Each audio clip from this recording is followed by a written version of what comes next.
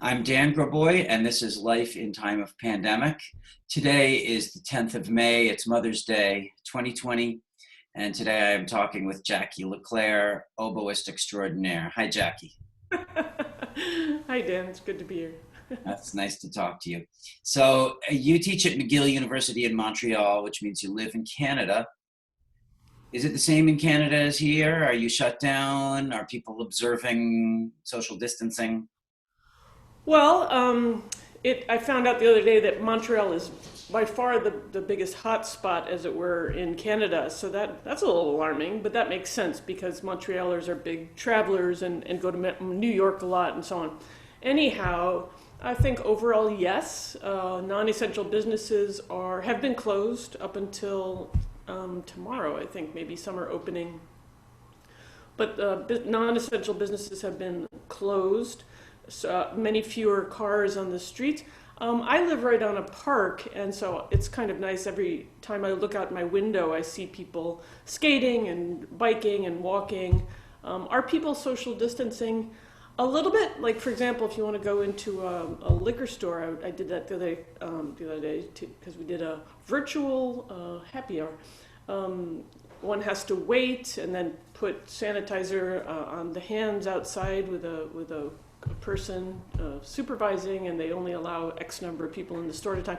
So that's different. I've had to do that twice, wait, say 2 or 3 minutes before being able to go into a place of business to buy something. But, not a really big deal, but certainly different from anything I've experienced before. The mood seems light. People don't seem um, particularly stressed out, but they are, as I walk along the river here, people are keeping their distance generally, but not specifically all the time. And I would say maybe 30% of people are wearing face masks, so it's kind of loose, I think. Mhm. Yeah. So you are, I think it's safe to say, a workaholic normally, and you're in a strange situation being a locked down workaholic who is also on sabbatical from your job. So what are you doing to fill your hours? Yeah, I'm really lucky in many ways because since I am on a sabbatical running from September 1st to September 1st, roughly, my responsibilities haven't been very impacted. The only impact has been having to cancel trips to do master classes in California and Florida and North Carolina, which is too bad, but I was able to do some of them virtually. But I wasn't doing any official duties for McGill. So in that way, I was fortunate not to have to suddenly shift to online teaching, for example, for a class. What am I doing? Well, I'm also lucky in that I'm working on a solo English horn CD. Yes, I am. Um, and that I'm able to, and And it's can you give all, people another shot of that English horn a little more slowly, just so they can see it? it's the one with a goose egg at the end. So there it is. And this is called a vocal. It's like the word vocal, but with a B, vocal. That's how we get the read onto it. And I understand that it's called the English horn, that's a mistranslation. It's actually the cor anglais, the angled horn, That's right. It's because it's of like the the angle French on horn. that vocal. Yeah, it's like the French horn, but you're the German horn, right? Not the French horn. And yeah, it's a cor anglais. It's not a horn, and it's not English. But it But is angled. anglais, yeah. It's There anglais. was a version of the where the body of the instrument was shaped like that, which you can see if you look up images. Um, Yeah, so probably a mistranslation of the angled horn. Exactly right. That's very knowledgeable of you, Dan. and do all oboe players play the English horn as well, or most? Well, it's kind of like I would say, uh, violin. A lot of violinists play viola. Um, Almost all clarinetists play B flat clarinet, the normal one that's that size. But they also play bass clarinet. So it's a normal double. Like if somebody's freelancing in New York and gets called for a job, it would be assumed that they would be able to play both oboe and English horn. That's true. But I would say it's safe to say that most oboists spend relatively little time on the English horn. Months can go by, you don't touch it. which is different from, say, a clarinetist who plays B flat and A. They play them all the time, although probably B flat more than A. But so to get good on English horn, to play it in tune, to really know the timbres, to have all the fingerings figured out, it's quite different. In other words, if you pick up the English horn and play it as if it's a big oboe, you'll be horribly out of tune and used wrong fingerings. So you have to, I think of it as spending the time and attention to create a primary relationship with this instrument. Most oboe players play the oboe and then play a little bit with the English horn, but that probably won't result in the best possible results. It takes lots and lots of time spent on the horn. So I'm recording a solo English horn CD, and I'm the only musician on the collection. So it's just 7 pieces for English horn alone, which is quite unusual, possibly unique. So that's really lucky because I recorded 4 of the pieces in February, and then 5. And then the 6th I recorded a few weeks ago, and the 7th I'm going to record this Friday, if everything goes as planned. So it's been a tremendously lucky coincidence that it's happening during this time when I am not able to play with other musicians. So I do have this solo project, so it's really, really great. That is great. So after you finish recording on Friday, then you will presumably be faced with some editing tasks and some mixing tasks and some mastering tasks. And how much of that can you do yourself, anywhere from 0 to all? Well, I'm going to do it in the studio with the engineer.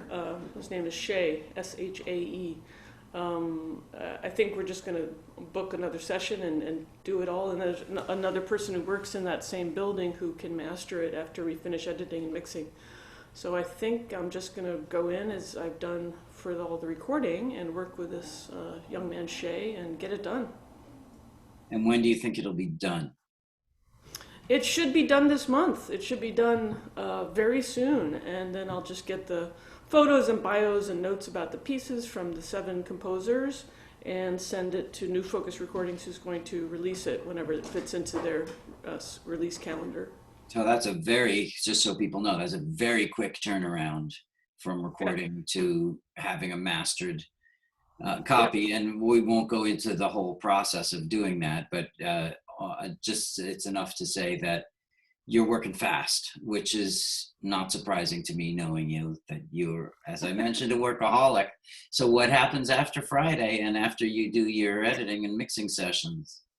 Well, I guess I'll plunge into a depression. I don't know.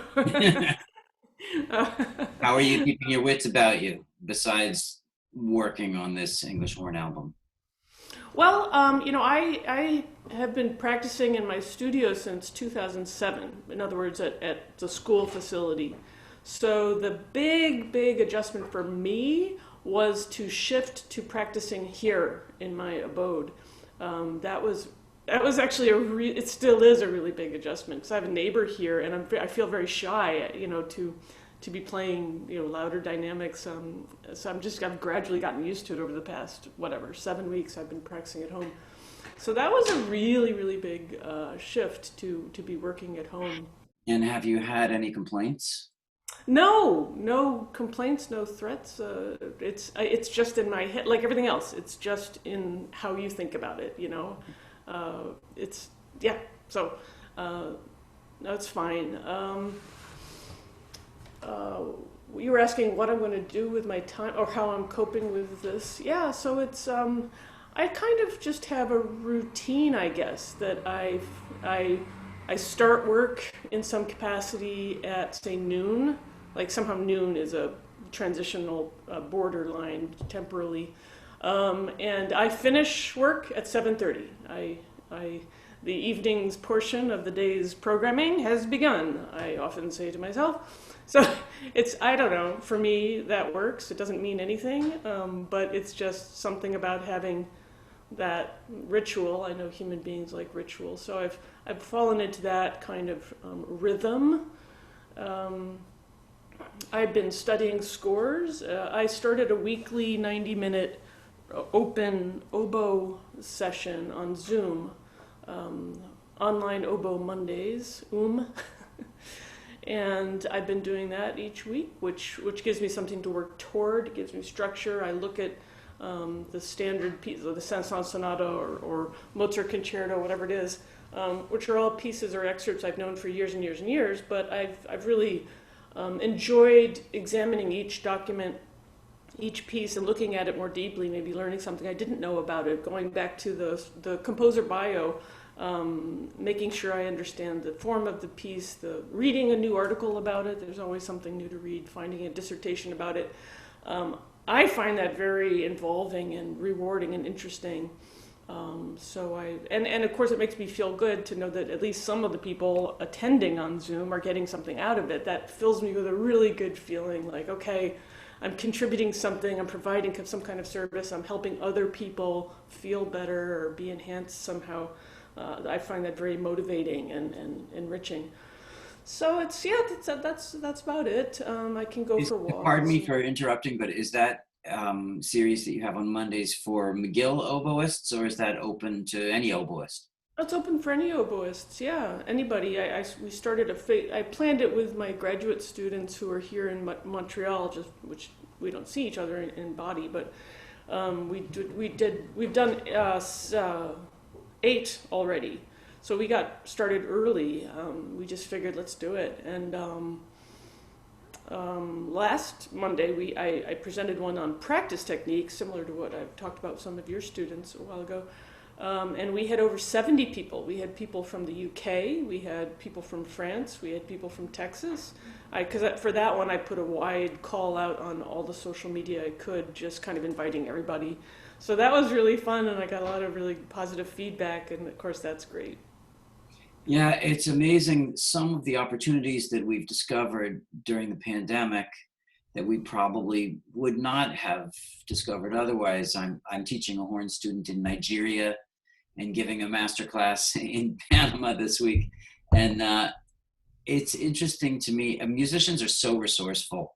And every musician I've talked to, and I've talked to non-musicians, and it's really similar with non-musicians, they're all finding new things to do that are really adding to their professional life in interesting ways. And it's just incredibly encouraging talking to people and seeing that instead of shutting themselves up at home and being depressed, they're creating projects that maybe will survive into the era when we're past the pandemic.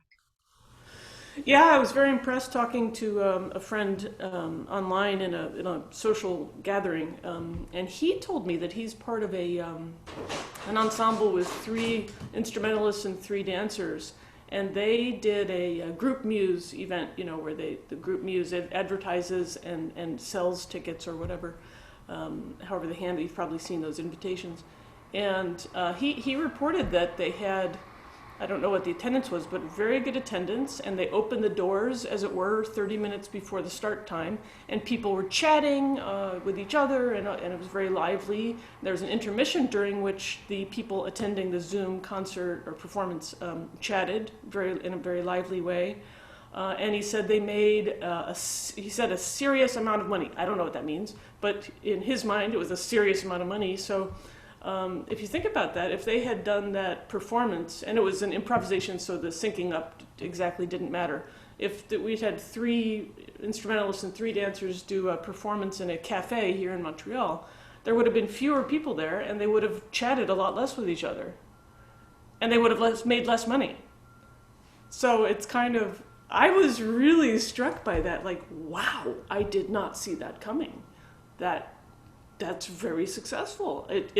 You could argue it's a good thing or a bad thing. I don't know, because we're all concerned about the future of live performance. Yes, but which we will get into in a minute. But do you think that the pandemic has made people realize that they value the arts maybe in a way that they didn't realize before, or increased how much people value the arts?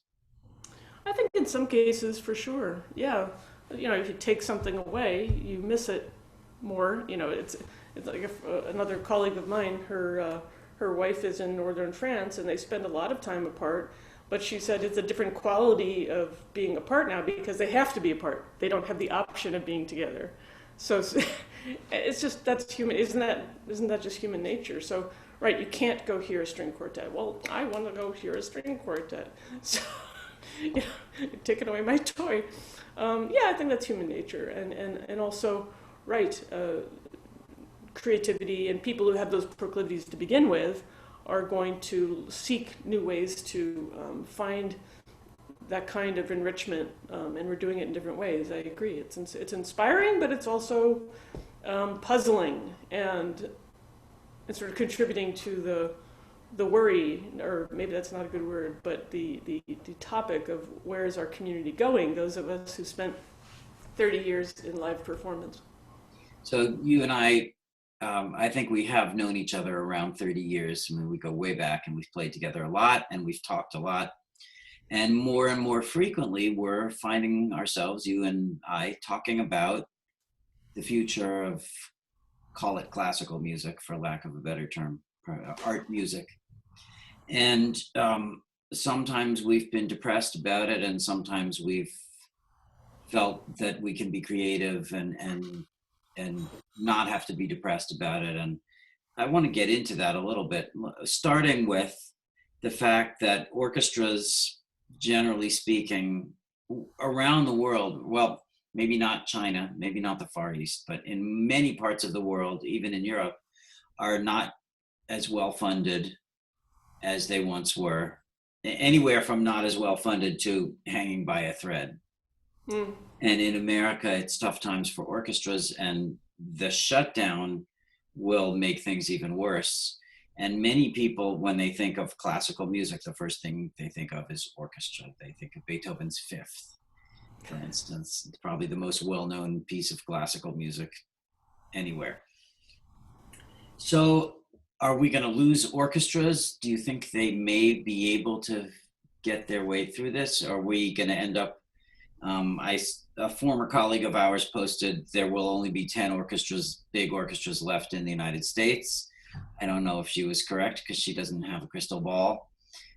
Let's start with orchestras. Where do you think we might be headed? Well, this topic has been around a long time. I mean, Pierre Boulez, when he was leading the New York Philharmonic in the 1960s, wrote articles about this. We were not even born or babies at the time, so we don't remember, but Mr. Boulez had the seats taken out of Symphony Hall and rugs put in, and people you can see photographs of that if you look online. And this was in the mid-'60s, so this is 60 years ago. So people have been discussing, the death of classical music and so on and so forth for a very long time. Who killed classical music? When was that published? That was 20 years ago, right? We've been dead for 20 years. I don't know. I mean, as you say, we don't have a crystal ball. Probably the doomsday prognostications are wrong. Probably the deniers, everything's going to be fine in 60 days. That's probably not true. Probably any ensemble that is, hey, KB, stop it. Sorry, it's fighting. Orchestras will... Yes, yeah. I was hoping they'd be napping, but they're not. Probably any orchestra that is really teetering on the brink. This, I suppose, it could push them over the brink. I think some are well positioned, like Los Angeles, with the venues there and the popularity in their community and the vital new music. Not to cite examples, but I think it'll just be a continuation. I imagine that as soon as things stabilize, whether it's in 6 months or a year or 2 years, we will gravitate back toward our normal habits. I don't think there will be any kind of drastically different new normal. I could be wrong, but I think we've always gravitated right straight back to what we always did. That being said, I mean, it's the large symphony orchestra has only been around for 100 years or 120, 120, 40. When did they build Carnegie Hall? I think it was 1891. That's not that long ago, This kind of period of history, really, where there's the large opera, the large chorus, the large orchestra, nothing like that was that big before, and maybe it makes sense that we would now become more granular and find modes of expression that uh, are smaller. And I think we're already doing this. And also, this could be just absolutely great for new music. Our audiences have been social distancing for 40 years. We never have more than 20 people in the audience. We're completely safe. Well, I think you make an interesting point, which is, or allude to an interesting point, which is that the way things are now, and you can make now any time when you're alive, now could have been 1863 or 1411 or whatever. We tend to think that the way things are now is the way they've always been and the way they'll always be, and it makes us quite resistant to change. And it's possible that we will learn to embrace change more because of this pandemic, which would potentially be a very good result of it. Right. Yeah. I mean, human beings are very adaptable. We're extremely adaptable. I was in New York, as you probably were, at 9/11, and there were people saying, well, New York City will never recover. And it's like, as difficult as the situation was, I knew we'd recover. That's what people do. I mean, that is the very definition of what we do. You put your pants on in the morning, you figure out what to do, and you go do it. That's what we do. So sure, we'll be fine. We'll figure it out in terms of the arts, and some details might be different. I am glad to be more invested and experienced in solo chamber new music. I think that happens to be a more robust possibility into the future than say a large orchestra. But communities will support what they want to support, won't they? They will indeed. You have participated in, played, commissioned, premiered so much new music that I'm sure it's virtually impossible to catalog all of it. And some of it is what we might call difficult for the average listener. Some of it is not. Certainly there was a modernist period in composition in which the pleasure of the audience was not a consideration. And that has changed. There's some music that's being written today which is still kind of gnarly for the average listener, and some music being written today which is very approachable by the average listener. Mm-hmm. And I'm wondering if you think that the pandemic might change composers, change their relationship to an audience, make them see that they don't need an audience, or they do need an audience, or that the C major chord is a thing that it's okay to use if they had never written one before. What do you see this going anywhere? I'm not sure I'd thought about that from the perspective of the inspiration and plans of composers.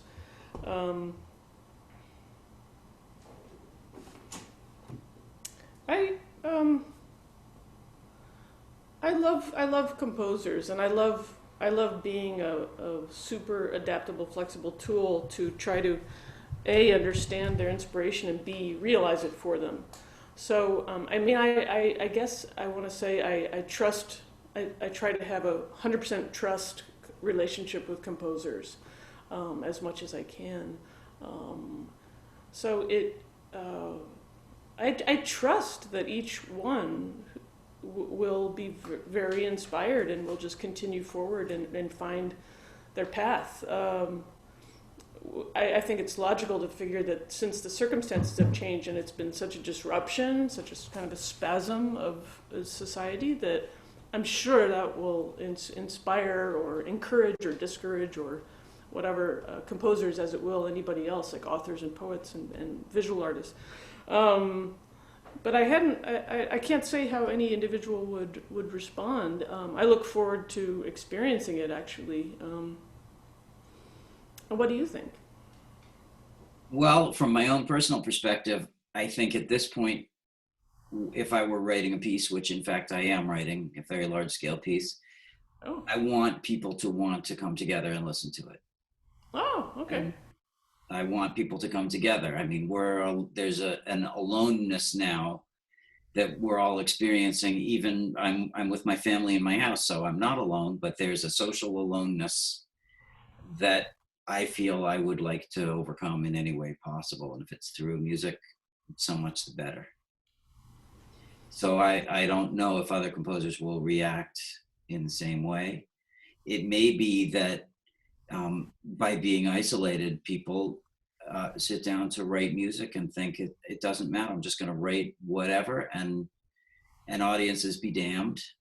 And other people may have more the reaction that I had. And I guess, like you said, it'll be really interesting to see what comes out of this. And there will be art coming out of this, as there was art coming out of the Black Plague, which was much worse. Yeah, yeah. I mean, part of where I'm coming from is whenever I'm playing a piece of music, which could be tonal and beautiful and dolce and singing and very, beautiful vibrato, and I'm trying to provide all of that to make the music everything it should be.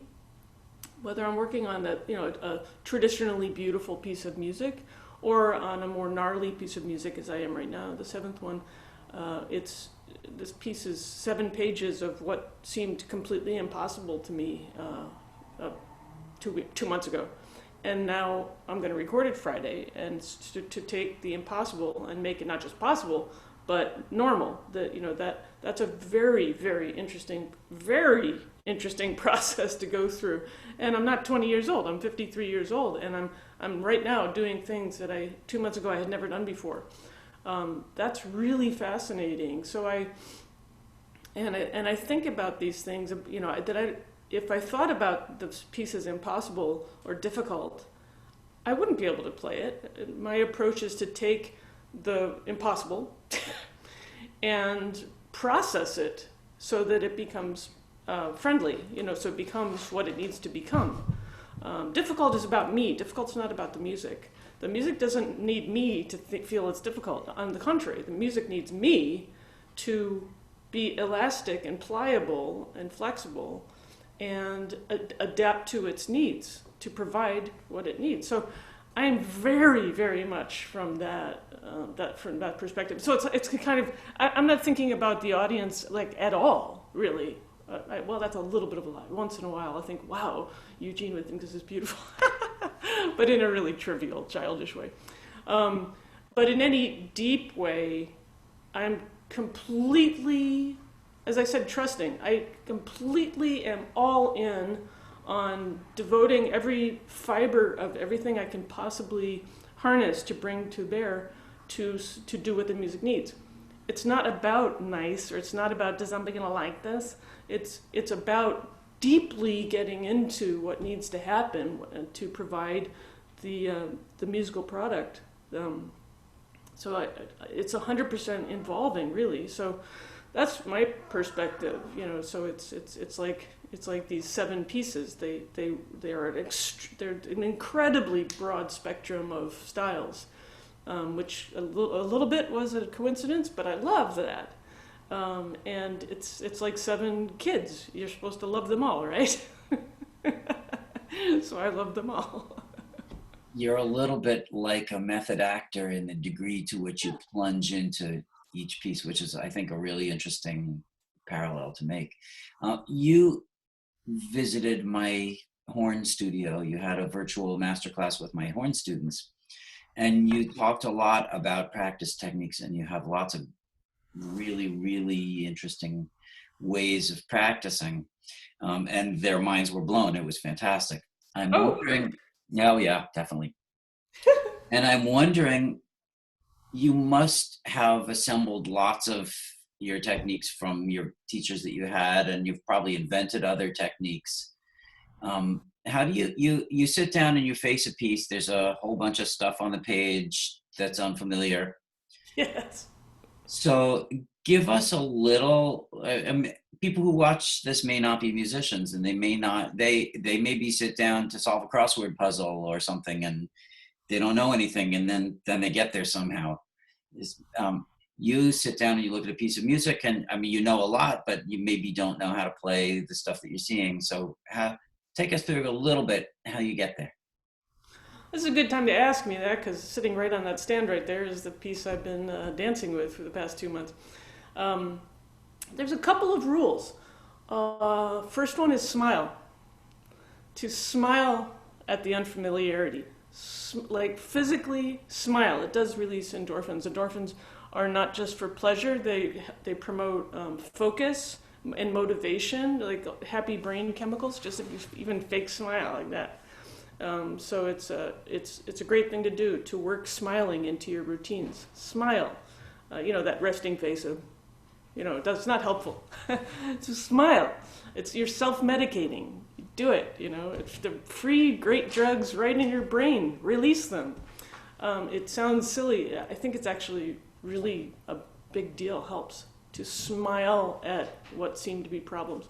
A really important rule is plan and then experience something successful.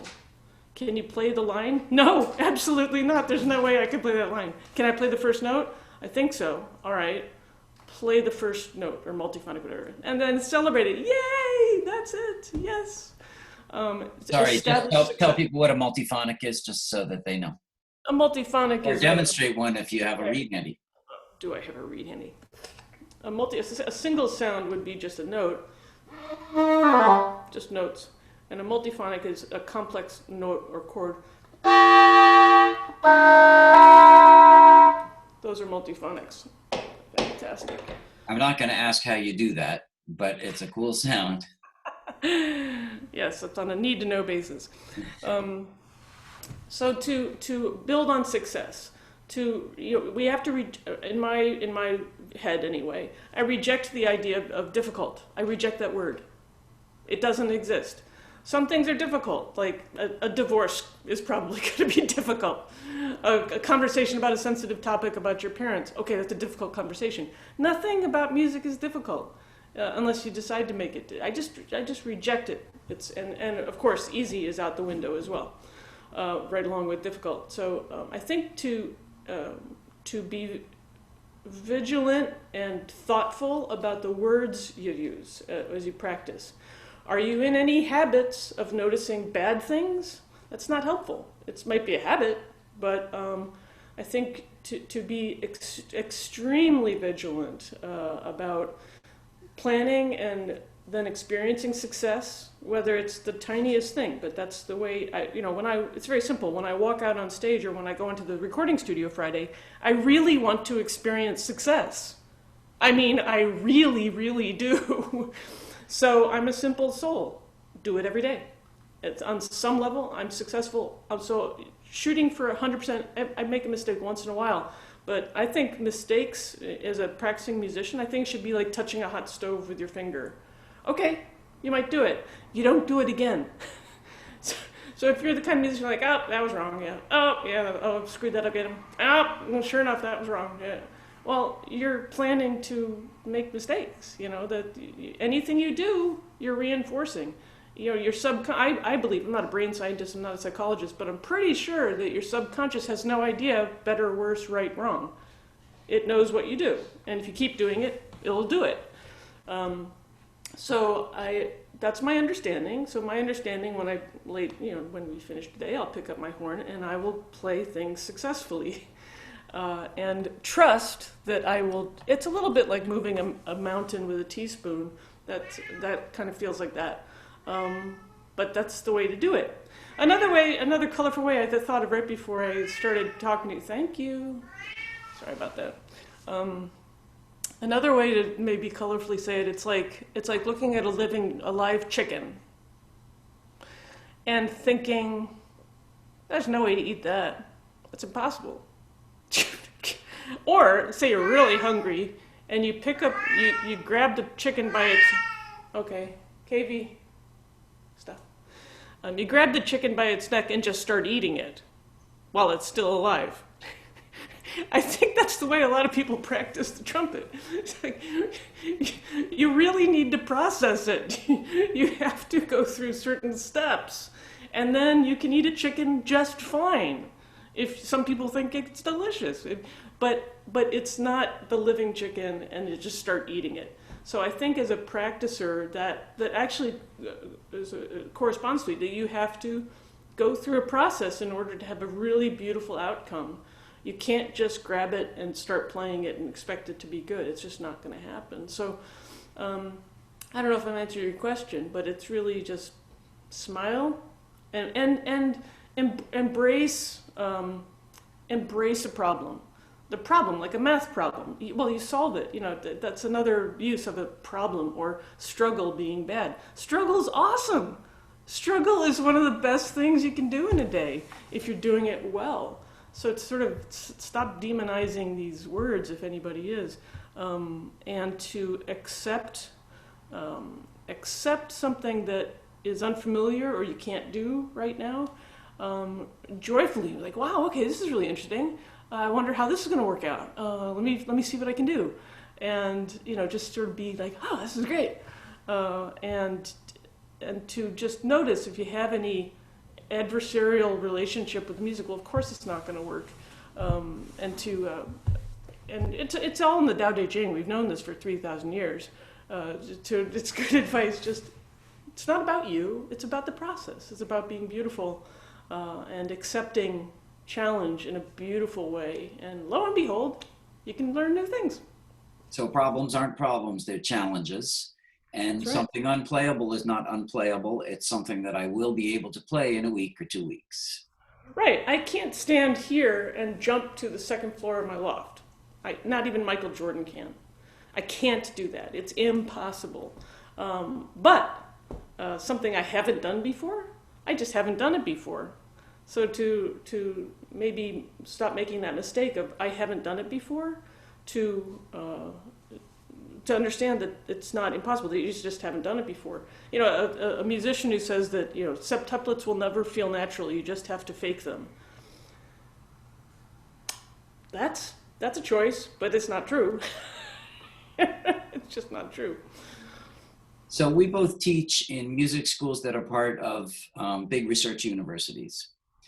And you and I have begun, maybe 2 months ago, we started talking about the future of music education, of music schools. And actually this conversation today, as we originally planned it, was going to be a phone conversation about that. And I cleverly switched it into a Zoom interview for my series. So let's talk about that a little bit. Right now, obviously, no universities are running. And music schools have never been that flush. They've never had the kind of budgeting that the STEM areas have. There are some schools of music, some conservatories like Juilliard and Curtis that are very well funded. And then there's other conservatories that are much less well funded. There are, at least in the United States, generally speaking, diminishing high school band programs with, of course, many exceptions and incredible band directors who are keeping their band programs really, really great. And I think in places like Texas, there are still really, really good band programs. But for instance, in my high school, which was a 7 through 12, during my time in that school in the late 70s, early 80s, we went from 4 bands to 2. Oh. And I think that's somewhat typical, that there have been periods of large cuts in budget. And all of that means less music students. Also, nobody thinks, oh, son or daughter, you want to go into classical music. I'm sure you'll have a very easy and comfortable and well-paid existence. But there's fear about going into music on the part of parents. That is in many ways well-founded. So do we need music schools? Let's start here. Do we need music schools? Yes, we do. Okay. What happens in a music school that helps a young, let's say, that helps a college student?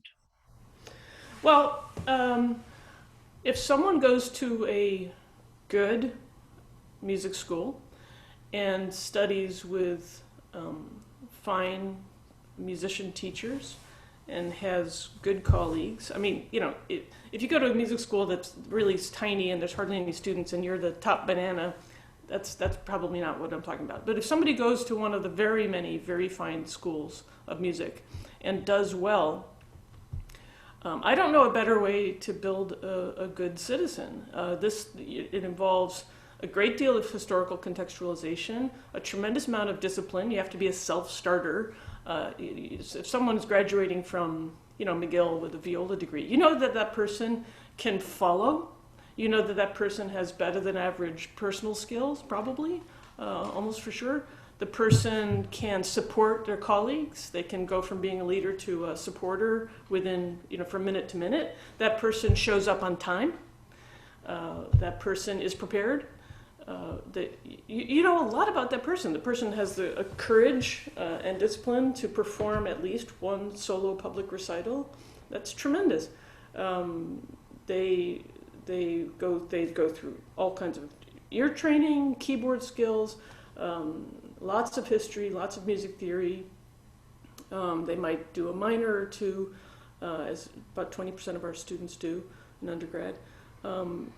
You know a lot about that person, and traditionally med schools and law schools welcome successful music students to their schools, and I think that's why. I mean, I haven't heard that directly from them, but I'm assuming, as opposed to someone who has good grades in English literature. What do you know about the person? They got good grades. But to get good grades at the Schule School of Music, you know a lot of great specifics about what that person has accomplished, for sure. So I think that's what music education is about. It's about critical thinking. It's about discipline, a great deal of courage, great deal of humility, problem solving in a big way, getting along with others, being flexible, learning things you like, learning things you don't like right away, but maybe you learn to like it. Working well in a group, working well alone. What career is that not good for? That's the person I want to work with. That's the person I want to hire to be in my shoe store, really. So I think music education, I think a parent should be thrilled if their child wants to study jazz trombone. They probably, you're right, they might not make a great living on jazz trombone, but I think it's also, self-actualizing and inspiring, and life is short, and don't I want my child to have a fulfilling, inspiring time. Sure, they might decide to go into economics later on, but and not to be too challenging, Dan, but I think some parents are glad when their kids, go into music. They're a small number. Some of them are professional musicians themselves, like Alan Kay. I don't know, but I suppose he supports his son. So I think a resounding yes. Music school is one of the great cornerstones of education and civilization, and extremely robust and very, very healthy in a certain kind of way. It's interesting that the Greeks talked about a sound mind and a sound body being the ideal. And there's only a few areas in university where we work on our body, and one is music, Yeah. and one is art, where you're learning to control your body, and one is dance, where it's very obvious, and then athletics, of course. Although the athletics are usually kept separate from the academics. So and the academic disciplines that are creating a sound mind and a sound body are the arts, practically exclusively, which I think is very interesting. Is there some way in which schools of music can adapt to increase the level of education that we're providing, or to adapt to changing times or changing economics, or do we need to change? I know at my school is working very hard to change our curricularly to adapt to modernism, having electronic music offerings, for instance, and talking about musician wellness, which is something that was ignored for years and years, often to the injury of string players in particular. Yeah. How can we adapt to a changing world? Well, I think you're naming them. That's exactly right. I think it's like being anything else successful, to be nimble, to question your assumptions, to be open and welcoming to new ideas. I think schools of music are doing those things. But in the context of a university in particular, it's really hard to change curriculum. You can't add anything. It's 125 credits. What do you take out? You can add things in sneaky ways, but it could take, to create a new degree could take 5 years. It actually would take 5 years. In other schools that are not in a university context, maybe they're more able to make quick change, but we all have to change. We do. And I think one way to do it is to listen to students. I think it would make sense to have in perpetuity a committee or a group gathering, brainstorming at each school, because every batch of new students we get 300 new students a year usually at my school of music. Those are 300 bright young people. Let's gather their thoughts. Let's gather their ideas. And by the way, the graduates are coming, especially the graduate students are coming from other schools of music that have different strengths and weaknesses. And contribute to the value of those new students' points of view. So I think maybe that's something that's occurred to me anyway, that a school of music could actively do. Create we were talking about classical music 2050. You could just have it be classical music 2050 and have it be, a monthly brainstorming session with, I like that idea. But to look at best practices, there are groups of conservatories that share ideas, and we are slow moving. I've personally contributed some of those things to my own school of music in the past 8 years that I've been here. It's a matter of record that I'm in favor of doing them. I've done them, So I think we just need to gather more and more steam and energy, inertia, and embrace change and be courageous about it. Because the benefits are pretty clear.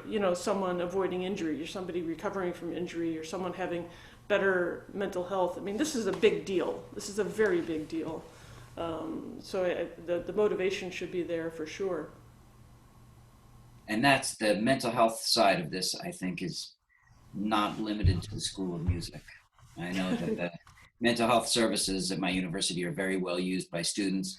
In part, it's because there's no stigma against going to mental health services, which is absolutely fantastic. So students feel bad, they need some help, and they go instead of feeling ashamed. But there's something about our modern way of living that is stressful. And I don't know that it has to be that way. Is it possible that coming out of that, well, let me give you an example before I ask the question. I wash a lot of dishes because I announced to my family that I was going to be the dishwasher because I don't mind washing dishes. And I found that when I'm emptying the dishwasher in the morning, my tendency is to be frantic at it, to try to get everything put away as fast as I possibly can. And last week it occurred to me, I got no place to go. And I started taking my time putting the dishes away. And it was not like it used to take 2 minutes and now it takes 40. It was like it used to take 2 minutes and now it takes 3.5. But my life is better when I'm not frenzied. So is there a way that we can remove frenzy from school? Music school, take your pick. How can we get this feeling that I must do this now so that I can do the next thing now and then do the next thing now and pack it all in? How can we get rid of that? Or do we want to? Well, yes, I think we do want to improve the quality of experience. And, most of us have heard about mindfulness. Most of us have heard about meditation, that it's about the process, not being focused on the goal and so on and so forth. We've had this good advice for forever and ever and ever, and I think it's a little puzzling that we're not better at teaching it, don't you? None of this is closely guarded. This is widely disseminated. We even were taught it maybe as children or in temple or Sunday school or something. So we have this, I guess it's a biological tendency to be frantic, or it seems to be an instinct, right? Um, it's a very vast topic that you could get into, but things have changed. Diet, how people live, how schools work, handheld devices, and so on and so forth. But to answer your question, I think it would be quite doable. It wouldn't really cost any money just to put the content in courses. I've actually advocated for that, maybe not successfully yet, but I teach a graduate seminar sometimes about well-being for the professional musician. It's basically,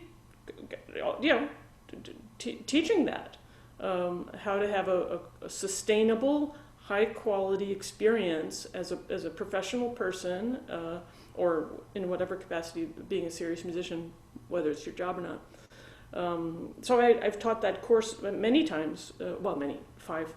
So I think it is teachable, and why isn't that part of every course? You have to put in your syllabus the notifications about religious holidays and accommodating different kinds of disabilities or whatever. I think we should be required as professors to have in our syllabus well-being information.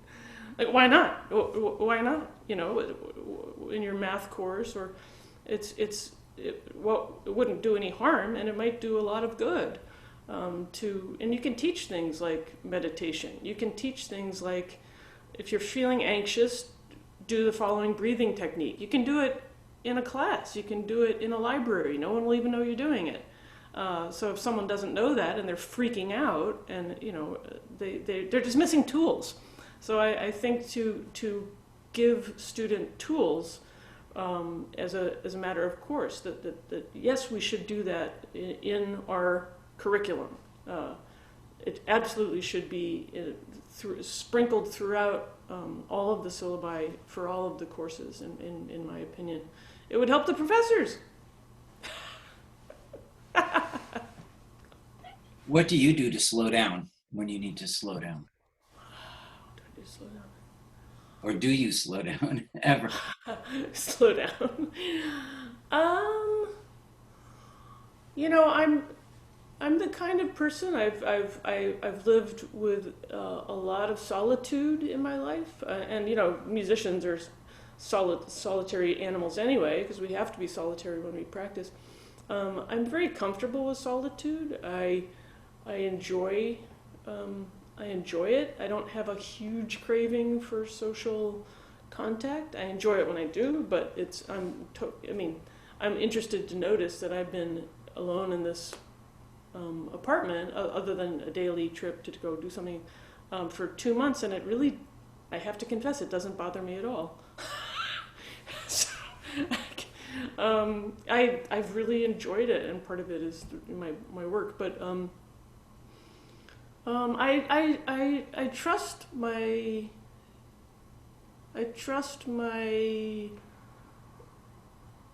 my instincts. I do what my instincts tell me to do. I try to listen. I try not to think about what I should do, or is this right, or is this wrong, or better or worse. I try to think with my gut, and it's like, you know what? I really need to read something right now. Or, you know what? I've had enough of this. I need to do something else. I'm going to go clean the closet. So I try to make decisions not with my head. I try to make decisions with just that thing that doesn't have any words. It's just knowing what you should do. So I have the luxury of being able to do that because I'm alone. So I just kind of follow. I don't slow down or speed up. I just follow. I want to thank you so much for talking with me today. Well, thank you, Dan. It's been a pleasure. Thank you very much.